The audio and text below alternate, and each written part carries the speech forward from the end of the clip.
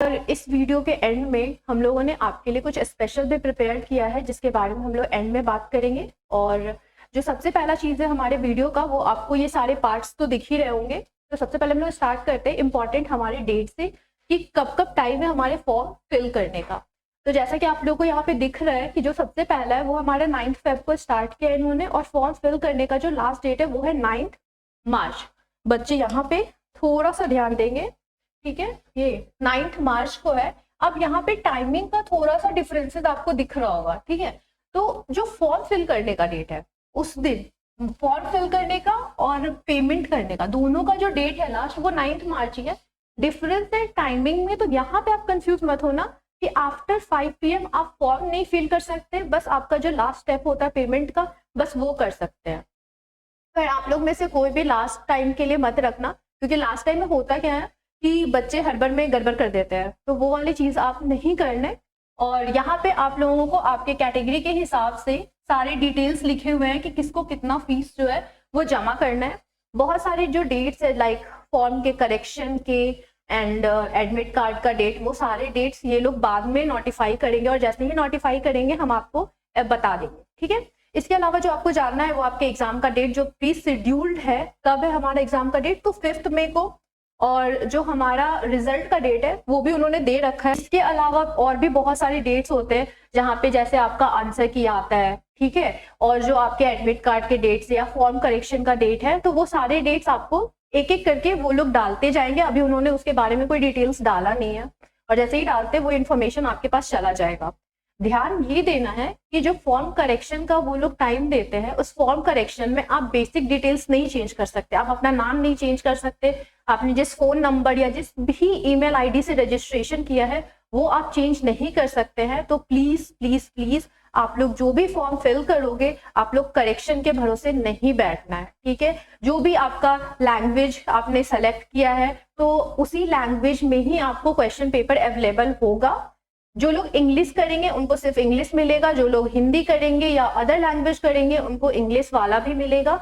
और यहाँ पे आपको क्या समझना है कि अगर किसी भी तरह का कोई कंफ्यूजन होता है, क्योंकि लैंग्वेज चेंज होने के बाद हो सकता है कि क्वेश्चन का थोड़ा सा मीनिंग चेंज हो जाए, तो ऐसे केसेस में जो इंग्लिश में दिया हुआ है वही वाला क्वेश्चन जो होगा वो उसको मानेंगे। तो ये चीज आपको पता होनी चाहिए, ठीक है। नेक्स्ट हम लोग आते हैं हमारे वेबसाइट पे, ठीक है। ये वेबसाइट आपको दिख रहा है, इस वेबसाइट पे आपको डायरेक्टली क्लिक करना है और चले जाना है आपके फॉर्म के लिंक पे, ठीक है। बहुत सारे ऐसे फॉल्स वेबसाइट्स वगैरह रहते हैं, आपको वहां जाके अपना इंफॉर्मेशन नहीं डालना है, क्योंकि ये सब आपके लिए प्रॉब्लमैटिक हो सकता है। इसलिए मैंने डायरेक्टली आपके लिए वेबसाइट जो है वो यहाँ मेंशन कर दी गई है, ठीक है। नेक्स्ट हम लोग आते हैं हमारे एलिजिबिलिटी क्राइटेरिया पे। ऐसा मैंने बहुत बच्चों में देखा है कि जो लोग अभी अपियरिंग होते हैं उन्हें बड़ा कंफ्यूजन होता है कि मैम मेरा तो एज पूरा ही नहीं हो रहा है। क्यों? क्योंकि उनको ऐसा फील होता है कि जो 17 ईयर्स का मिनिमम एज है वो एग्जाम फॉर्म भरने से पहले होना चाहिए, जबकि ऐसा नहीं है। आप जिस ईयर भी एग्जाम में अपियर हो रहे हो, उस ईयर के 31 दिसंबर तक भी अगर आपका 17 ईयर्स कंप्लीट होता है, ठीक है, तो आप एलिजिबल है। इन्होंने इसके लिए स्पेशली डेट और ईयर भी मेंशन करके रखा है। क्या है डेट? जिन भी बच्चों का जो बर्थ है वो 31 दिसंबर 2007 से पहले या उस दिन हुआ होगा, वो सारे एलिजिबल है नीट 2024 देने के लिए। तो ये आपका एज का क्राइटेरिया है जो सबके लिए इन्होंने सिमिलर रखा है, ठीक है, चाहे वो कोई भी कैटेगरी हो। तो ये चीज आप लोग ध्यान रखेंगे, ठीक है। नेक्स्ट चीज आते हैं हमारे मार्क्स के ऊपर। तो मैं बता दूं कि जो जनरल कैंडिडेट्स हैं, ठीक है, जो लोग भी ओपन कैटेगरीज में आते हैं, वो उनको ध्यान रखना है कि 50% उनको चाहिए होगा किसमें, 12th के बोर्ड एग्जाम्स में। अब जो बच्चे अपियरिंग में हैं उन्हें परेशान होने की जरूरत नहीं है। क्यों? क्योंकि आपके फॉर्म में जैसे ही आप लोग लिखते हैं कि मतलब ऑप्शन लगाते हैं कि आप अपियरिंग हो, वैसे ही आपको 12th के जो भी मार्क्स के डिटेल्स है वो आपसे मांगे नहीं जाएंगे। और ये जो 12th का डिटेल्स है ना, ये आपके कॉलेज में एडमिशन के लिए रिक्वायर्ड है, ठीक है। और रेस्ट जो कैटेगरी के बच्चे, चाहे वो ओबीसी, एससी, एसटी, पीडब्ल्यूडी हो, उन बच्चों के कितने मिनिमम जो परसेंटेज होना चाहिए वो होना चाहिए 40%, और ये 40% एग्रीगेट परसेंटेज है, ठीक है। सारे सब्जेक्ट्स का मिला के ओवरऑल जो परसेंटेज होना चाहिए वो 40% होगा, तभी वो लोग नीट के लिए एलिजिबल है, यानी वो लोग इस मार्क्स के बेसिस पे आप एडमिशन ले सकते हो, ठीक है। ये बोर्ड के मार्क्स, ओके ठीक है, जो आपका मेन आपका निकलता है शीट या रैंक जिसको बोलते हैं, वो आपके नीट के मार्क्स के बेसिस पे निकलते हैं। ये जो बोर्ड का मार्क्स है ये बस आपको एलिजिबल करवाता है, ठीक है, एग्जाम में अपीयर होने के लिए। नेक्स्ट आता है हमारा एग्जाम फिलिंग का प्रोसेस, ठीक है। सबसे पहले जो हमें करना है वो करना है हमें नीट रजिस्ट्रेशन। अब मैं बता दूं कि जो नीट रजिस्ट्रेशन है, जिन बच्चों ने पहले भी एग्जाम दे रखा है नीट का, उन्हें रजिस्ट्रेशन करने की कोई जरूरत नहीं है। उनके पास ऑलरेडी एक रजिस्ट्रेशन नंबर होगा, उसी रजिस्ट्रेशन नंबर से वो दूसरी बार भी फॉर्म फिल कर सकते हैं, ठीक है, जो भी रिपीटर्स है। और जो लोग अपीयरिंग में हैं, जिन्होंने फर्स्ट टाइम फॉर्म भरना है, वो लोग क्या करेंगे कि ये नीट का रजिस्ट्रेशन पहले उनको करना होगा। इसमें कुछ नहीं है, बस कुछ बेसिक डिटेल्स होते हैं, जैसे आपके नाम, आपके पेरेंट्स के नाम, और जो मोस्ट इंपॉर्टेंट है वो है आपका फोन नंबर और ईमेल आईडी, ठीक है। तो आप मेक श्योर करना कि जब भी आप फॉर्म भरने जाओ ना, तो वो फोन नंबर और ईमेल आईडी आपके पास हो, क्योंकि क्या होता है ना, उसी नंबर और ईमेल आईडी पे वो रजिस्ट्रेशन नंबर भेजते हैं, ठीक है। और जो आगे एडमिट कार्ड या कुछ भी आपका निकलेगा, तो नोटिफिकेशन भी जो है वो आपके मेल पे ही जाएगी। तो ये चीज का ध्यान रखें कि फोन नंबर ऐसा नहीं कि आपने साइबर कैफे वाले का डाल दिया, आप अपना पर्सनल देना जो आपके पास उस टाइम पे अवेलेबल हो, ठीक है। नेक्स्ट जो हमारा स्टेप है वो है कि उसी वो रजिस्ट्रेशन में जो हमें पासवर्ड मिलता है, यूजर नेम और पासवर्ड, ये हमारी आईडी होती है रजिस्ट्रेशन की, इसको ही इसका यूज करके हम लोग को लॉग इन करना है और फिर हमें भरना है क्या, नीट का फॉर्म। अब नीट के फॉर्म में आपके पहले जाते हैं पर्सनल डिटेल्स, ठीक है। इसके अलावा आपका जाता है जो भी आपका एजुकेशनल डिटेल्स है, स्पेशली 10th और 12th का। जो लोग अपीयरिंग वाले वो लोग टेंशन ना ले, उनको 10th का ही भरना है, ठीक है। और इसके अलावा आपके जो भी मार्क्स या पासिंग परसेंटेज होते हैं वो सारे डालने होंगे आपको। पर्सनल डिटेल्स में आपका नाम, नेशनैलिटी और जो भी आपका प्रेजेंट और परमानेंट एड्रेस है, ये सब कुछ आपके पास होना चाहिए। फॉर्म फिल करने से पहले आप लोग सारे डॉक्यूमेंट्स एक जगह रख लेना, ठीक है। नेक्स्ट हमारा जो प्रोसेस है वो है डॉक्यूमेंट अपलोड करने का। डॉक्यूमेंट अपलोड करने से क्या मतलब है हमारा, कि जो भी आपके फोटोग्राफ अपलोड करना होगा, आपको सिग्नेचर अपलोड करना होगा, प्लस आपके थंबप्रिंट अपलोड करने होंगे, ठीक है। अभी जो नेक्स्ट स्लाइड में दिखाऊंगी उसमें वो सारे कैसे आपको कौन सा कलर पे कौन सा थंबप्रिंट कैसे लेना है, क्या साइज होना चाहिए, वो सारे डिटेल्स मैं आपको इस वीडियो में बताने वाली हूँ, ठीक है। तो उसके लिए आप परेशान ना हो, पर डॉक्यूमेंट्स में आपका यही सब जाएगा। इसके अलावा आपका कोई ना कोई एक आईडी प्रूफ होना चाहिए, चाहे वो आधार हो, पैन कार्ड हो। और ये जो आपका आईडी प्रूफ है ये आपको एग्जाम के दिन जो भी आप मेंशन करोगे फॉर्म में, ठीक है, सेम आईडी आपको लेकर के जाना कहाँ है, आपके सेंटर पे, ठीक है। तो इस चीज का आप ध्यान रखना कि आपके पास वो ओरिजिनल होने चाहिए। नेक्स्ट जो है वो है हमारा पेमेंट ऑफ फीस, ठीक है। ये जो फीस पेमेंट होता है ये सबसे लास्ट में होता है, इसके लिए आपको टेंशन नहीं लेना। आजकल बहुत सारे ऑप्शन वो लोग दे करके रखते हैं, जो भी आपके क्राइटेरिया के अकॉर्डिंग जो भी आपका फीस है वो आप फिल कर लेंगे, ठीक है।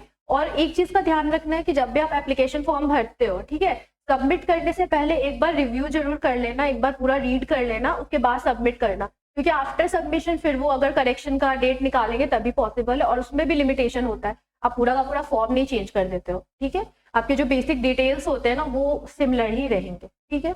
नेक्स्ट है हमारा, यहाँ पे मैंने आपके सारे साइजेस और डिटेल्स मेंशन कर दिए, आप देख सकते हो यहाँ से आपका फोटोग्राफ। अच्छा, फोटोग्राफ में यहाँ तो मैंने बाकी डिटेल्स दे दिया है, यहाँ पे आप देख सकते हो कि जो फोटो आप जो भी डालोगे वो 3 महीने से ज्यादा पुराना नहीं होना चाहिए, जिस भी दिन आप खिंचवा रहे हो। प्लस कैंडिडेट का नेम और डेट दोनों चीज मेंशन होने चाहिए, ठीक है। और आपको 2 तरह के फोटो लेने हैं, एक आपको पासपोर्ट साइज और एक पोस्ट कार्ड।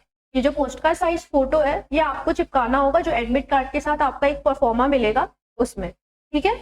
और आपको ध्यान क्या रखना है फोटो खिंचाते वक्त, वो ये कि पहला आपका जो फोटो होना चाहिए उसका 80% एरिया में आपका फेस होना चाहिए, ठीक है। और क्या करना है आपको कि कभी भी आप फोटो खिंचा रहे हो तो ये आपका प्रोफेशनल फोटो शूट होगा, ठीक है। आपको ये आगे कॉलेज में क्योंकि यूज होना है, आपके मेन कॉम्पिटिटिव एग्जामिनेशन का ये पार्ट है, तो आपको मेक श्योर करना है कि यहाँ स्टाइल वाला फोटो शूट या घर पे बैठ के सेल्फी ले रहे हैं ये सब अपलोड नहीं करना है, ठीक है। ये आपको प्रॉपरली जो भी आपका फॉर्मल ड्रेस या अटायर होगा उसमें जाना है। जब भी आप फोटो खिंचा रहे हो तो आपके जो आई कॉन्टैक्ट है वो सामने कैमरा से होने चाहिए। इसके अलावा जो आपको ध्यान रखना है वो है कि आप गॉगल्स वगैरह कुछ भी यूज नहीं करोगे, ठीक है।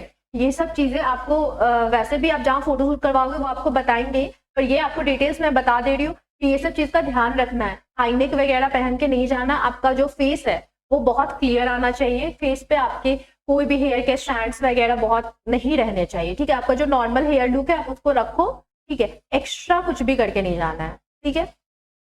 ये हमारा फॉर्मल फोटो शूट का मैंने तरीका बताया है, ठीक है। इसके अलावा आपको क्या है, सिग्नेचर की बात की गई है, तो सिग्नेचर कैसा होना चाहिए, ब्लैक इंक और व्हाइट बैकग्राउंड पे। नेक्स्ट है हमारा थंब इंप्रेशन या फिंगर का इंप्रेशन, तो वो हमें कैसे लेना है, तो व्हाइट पेपर पे ब्लू इंक के साथ, साइजेस वहां मेंशन किए हुए हैं, आप लोग देख सकते हो। इसके अलावा आपका क्लास 10 का passing certificate, permanent and present address proof, और जो लोग फॉरेन है उनके लिए सिटीजन सर्टिफिकेट, बाकी जो इंडियन है उनको टेंशन लेने की जरूरत नहीं है इसके लिए, ठीक है। नेक्स्ट हम लोग को देखना है कि हम लोग को, ये तो सारी डिटेल्स हो गए आपके फॉर्म से रिलेटेड कि कैसे क्या भरना है, डॉक्यूमेंट्स क्या होने चाहिए। यहाँ जो मेंशन है कि आपको एग्जाम हॉल के दिन आपके पास क्या क्या प्रेजेंट होना चाहिए, तो एक तो एडमिट कार्ड आपका जाएगा, ठीक है। इसके अलावा एडमिट कार्ड पे जो आपने फोटो अपलोड किया है सेम फोटोग्राफ आपके पास होने चाहिए एक्स्ट्रा, ठीक है। दूसरा चीज क्या है, आप जो परफॉर्मा आपको मिलेगा उस पर आपका पोस्ट कार्ड साइज का फोटो जो होता है वो चिपका हुआ होना चाहिए। नेक्स्ट आपको क्या ध्यान रखना है कि ये तो आप इतने चीजें लेके जाओगे, साथ ही साथ आपको क्या करना है कि एक कोई भी आईडी, मैंने जो बताया कि एक आईडी आपको डालना होता है फॉर्म के अंदर, तो वो आईडी भी आपके साथ होनी चाहिए ओरिजिनल, ठीक है। नेक्स्ट, अच्छा हाँ, इस एग्जाम में बहुत सारे आपको आइटम्स है जो कि प्रोहिबिटेड है, आपको नहीं लेके जाना है। जैसे आपको रिस्ट वॉच वगैरह किसी तरह का वॉच नहीं पहनना है, ठीक है। आपके जितने भी ऑर्नामेंट्स आपने डाले हुए हैं कान में, नाक में, स्पेशली गर्ल्स, आपको ध्यान रखना है कि वो सारी चीजें आपको पहले ही उतार देनी है, वैसे भी वो लोग वहां खुलवा देंगे, ठीक है। नेक्स्ट जो चीज है वो है आपका जैसे कि फुटवेयर्स, तो फुटवेयर्स आपको ओपन पहन के जाने हैं, क्लोज फुटवेयर्स अलाउड नहीं है, जैसे कि शूज हो गया हमारा। तो ये सब जो बेसिक चीजें है ना, इनका आपको ख्याल रखना है, ठीक है। अब जो एग्जाम का टाइमिंग है हमारा 5 जून का, तो 5 मई को आपका एग्जामिनेशन होने वाला है। एग्जाम की जो एक्चुअल टाइमिंग होगी जहां पे आप पेपर या आंसर सीट पे और मैं सीट पे आप कलर कर रहे होंगे, वो होगी 2 to 5:20 PM, ठीक है। रेस्ट आपका जो लास्ट टाइम है एंट्री करने का एग्जामिनेशन हॉल में या फिर जहां भी सेंटर है आपका, वो है 1:30 PM। क्या है, 1:30 PM। तो बच्चे इस चीज का ध्यान रखें कि लास्ट आवर रश से बचने के लिए आप कोशिश करोगे कि 1 से 2 घंटा पहले आप पहुंचो, ठीक है। क्यों पहुंचना है, क्योंकि वहां पे आपकी चेकिंग होती है और वो चेकिंग बहुत ही ज्यादा लेवल पे होती है, ठीक है। वो लोग पूरा ऊपर से नीचे आपको कंप्लीटली चेक करते हैं कि आपने कुछ एक्स्ट्रा चीज कैरी कर रहे हैं कि नहीं, जो फॉरबिडन है वहां पे। तो आप मेक श्योर करोगे कि आप लास्ट मोमेंट पे, अगर 5 मिनट के 1 मिनट भी लेट होता है, एंट्री अलाउड नहीं होती है। उनका जो सालों का मेहनत है वो सारा पानी में चला जाएगा जस्ट बिकॉज वो एग्जाम सेंटर पे 1 मिनट लेट पहुंचे। ऐसा बहुत सारे एग्जाम्स में हुआ है, आपको ध्यान रहे कि ये नॉर्मल स्कूल का नहीं बल्कि कम्पिटिटिव एग्जाम है, ठीक है। तो उसको उसी तरीके से हम लोग को सीरियसली लेके चलना है, ठीक है। टाइम से पहले पहुंच जाए पर टाइम से लेट नहीं होने चाहिए। नेक्स्ट, ये सारा डिटेल्स आपको मैं इस चैनल का जो लिंक रहता है टेलीग्राम लिंक, इसमें ये सारा PDF डिटेल्स उसमें चला जाएगा, आप लोग वहां से इसको देख सकते हो। Now moving to the next slide, ये आपका एग्जाम का पैटर्न है। अब यहाँ पे जो आप देख रहे हो ना कि हर एक जो सब्जेक्ट है उसको 2 पार्ट में डिवाइड किया है, सेक्शन A सेक्शन B। पर आपको पता है कि आपको जो आंसर करना है वो सिर्फ 180 क्वेश्चन ही करने, 200 का करने का कोई जरूरत नहीं है, क्योंकि पास आपको 180 के ही मिलेंगे, ठीक है। अब यहाँ पे बहुत सारे बच्चे गलती ऐसा कर सकते हैं कि वो क्या करेंगे, सेक्शन A में 5 क्वेश्चन छोड़ के चले आएंगे और उनको लगेगा कि मेरा तो 180 बन गया, पर ये चीज नहीं है। जो ऑप्शनल वाला पार्ट है ना वो सेक्शन B का पार्ट है सिर्फ, ठीक है। वहां पे जो आपको ये 15 क्वेश्चन हर एक सेक्शन B में दिख रहा है ना, हर एक सब्जेक्ट के, आपको इनमें से 5 क्वेश्चन छोड़ने हैं, सेक्शन A आपको पूरा कंप्लीट करना है। तो ये आप भूल के भी गलती मत करना, ठीक है। दूसरी चीज और मैं बता दूं कि जब भी आपको OMR सीट मिलती है ना, ठीक है, तो उसको बहुत अच्छे से भरना है। आपने एक बार रोल नंबर कलर करने में गलती किया, आपका पूरा पेपर वेस्ट जाएगा, ठीक है। रोल नंबर ही आपका उसमें इंपॉर्टेंट पार्ट होता है, तो वो OMR सीट आप बहुत ढंग से भरोगे, ठीक है। इसके अलावा हम लोग यहाँ पे कुछ अपडेटेड सिलेबस है, ठीक है, क्योंकि बहुत सारे बच्चों को मैंने देखा है कि कंफ्यूजन हो रहा है कि पता नहीं इस बार सिलेबस में इन्होंने इतने सारे चेंजेस कर दिए, कुछ पार्ट इन्होंने रिमूव कर दिया, कुछ न्यू पार्ट ऐड कर दिया है। तो इसके लिए मैंने एक साथ ये कंटेंट बनाया है कि क्लास 11 और जो क्लास 12 का पार्ट है, ठीक है, ये आपको उसमें से कौन कौन सा चैप्टर और कौन कौन सा किसी किसी चैप्टर का एक कोई टॉपिक इन्होंने हटा दिया है, ठीक है। तो ये मैंने एक जगह आप लोगों के लिए कलेक्शन कर दिया है। नेक्स्ट जो चीज है वो है हमारा एडेड सिलेबस। आपको दिख रहा है ये सारे जो चैप्टर्स, ये तो फैमिली हमारा जो पार्ट है ये मॉर्फोलॉजी का है, ठीक है। फिर हमारा फ्रॉग हो गया, एंजाइम्स का क्लास है नोमेनक्लेचर, देन क्लास 12 में आया तो प्रोटीन बायोसिंथेसिस, और ये कुछ डिजीज इन्होंने ऐड किए हैं, ठीक है एक तो। और ये तो एक छोटा सा टॉपिक है, उसके लिए कोई दिक्कत नहीं है। अच्छा, लास्ट में मैंने आपको बोला था कि आपके लिए एक स्पेशल एलिमेंट हम लेके आने वाले हैं, तो वो एक स्पेशल एलिमेंट यही है कि जो एडेड सिलेबस है इस पे हम लोग हर टॉपिक पे एक डिफरेंट वीडियो बनाएंगे, जिस वीडियो में ना सिर्फ आपको उसके डिटेल्स पता होंगे बल्कि उनके साथ जो भी क्वेश्चंस होते हैं और जो क्वेश्चन बना सकते हैं वो लोग एग्जाम में आ सकते हैं। तो हमारा कोशिश है कि ना सिर्फ हम आपको पढ़ाएं या एक्सप्लेन करें, साथ ही साथ हमको आप लोगों को उससे रिलेटेड वो सारे क्वेश्चन करवाएंगे वहां पे, ठीक है। तो अभी जो हमारा जितना भी नेक्स्ट वीडियो होगा, ठीक है, वो होगा हमारे एडेड सिलेबस पे, ठीक है। इसमें हर एक टॉपिक पे एक न्यू वीडियो बनेगा और उसमें हम लोग उससे टॉपिक से रिलेटेड क्वेश्चन आंसर भी करेंगे।